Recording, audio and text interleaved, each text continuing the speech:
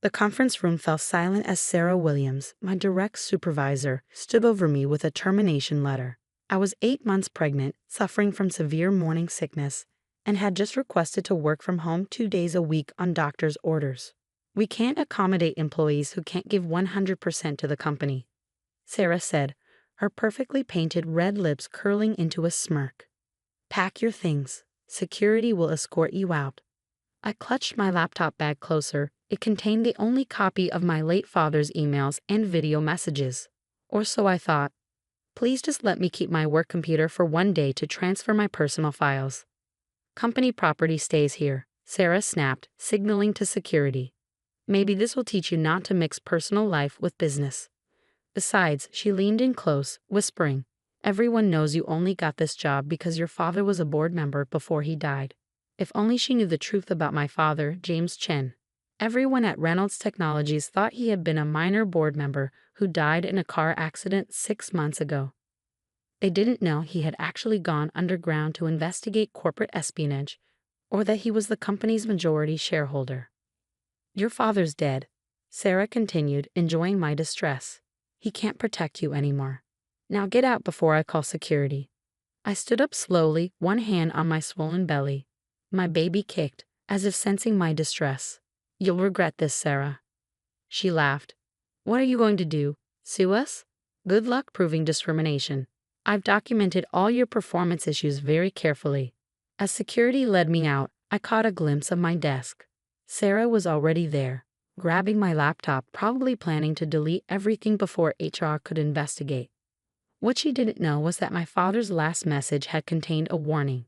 Emma, if you're watching this, something's happened to me. Reynolds Technologies has a rot at its core. People stealing technology, selling secrets. I'm going dark to gather evidence. If anything happens to you, open the blue envelope in my study. And remember, sometimes the best revenge is letting your enemies think they've won. I hadn't understood then. But as I walked out of Reynolds Technologies that day, one hand protectively over my unborn child, I finally opened the blue envelope I'd been carrying in my purse for 6 months. Inside was a single USB drive and a note. The board meeting is in 2 weeks. That's when everyone learns who really owns Reynolds Technologies. Stay strong, little dragon. Dad. Little did Sarah know, but firing you wasn't just unfair. It was about to trigger a chain of events that would expose everything she and her conspirators had tried to hide. Because 2 weeks wasn't just the board meeting date, it was also when my father would finally return. The Reynolds Technologies boardroom buzzed with nervous energy. 2 weeks after my firing, the entire executive team had gathered for what they thought was a routine quarterly meeting. Sarah sat near the head of the table, wearing the same red lipstick she'd worn the day she fired me. Before we begin, she announced, shuffling papers importantly, I've restructured my entire department after removing some dead weight. Her eyes gleamed as she referenced my termination. That's when the double doors swung open. My father, James Chen, walked in wearing an impeccably tailored suit, very much alive and flanked by federal agents. The color drained from Sarah's face so fast her red lipstick looked like a wound. I believe, Dad said calmly, you're sitting in my chair, Ms. Williams.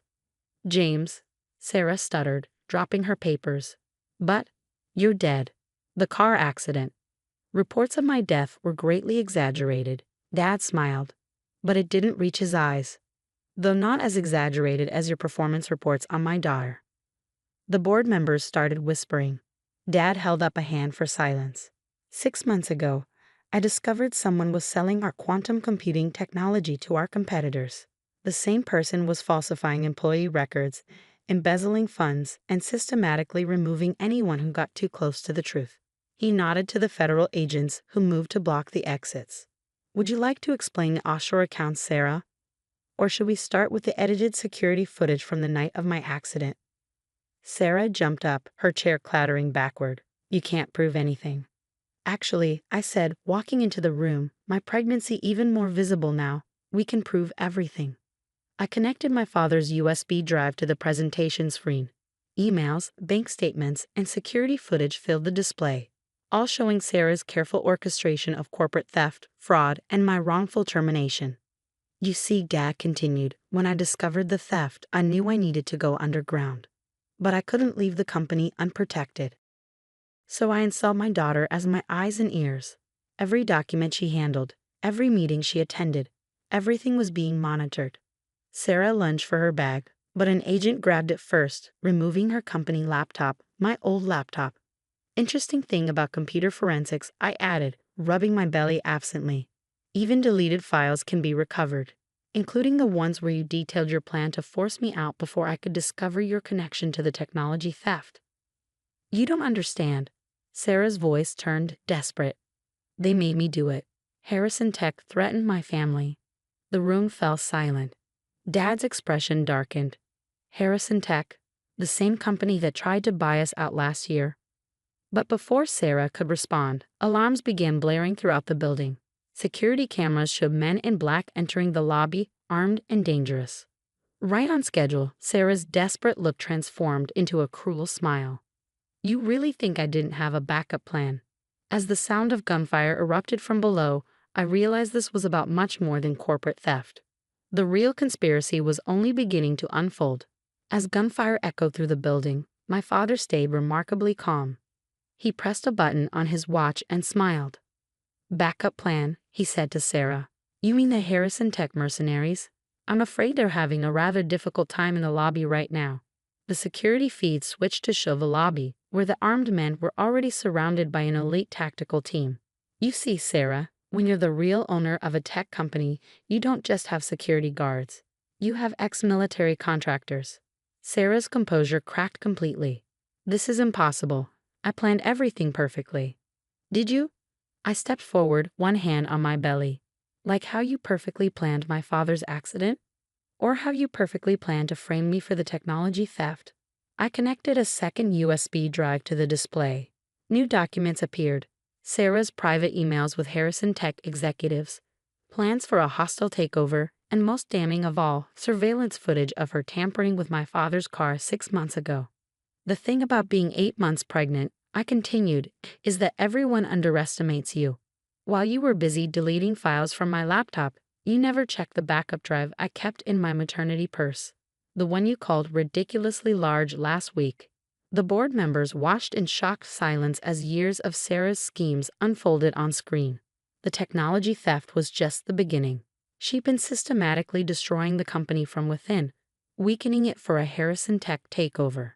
But why? One board member finally asked. Because, my father answered, Sarah Williams isn't her real name. Show them, Agent Roberts. One of the federal agents stepped forward with a file. Sarah Williams died 15 years ago. This woman is Claire Harrison, daughter of Harrison Tech's CEO. The room erupted in chaos. Sarah, or Claire, made a desperate dash for the door but didn't get far. Her designer heels betrayed her, sending her sprawling into the arms of waiting federal agents. You fools, she screamed as they handcuffed her. Do you know what my father will do to this company? Your father, I said quietly, is already in custody. Turns out, he wasn't very happy when we showed him evidence that you were planning to double-cross him too.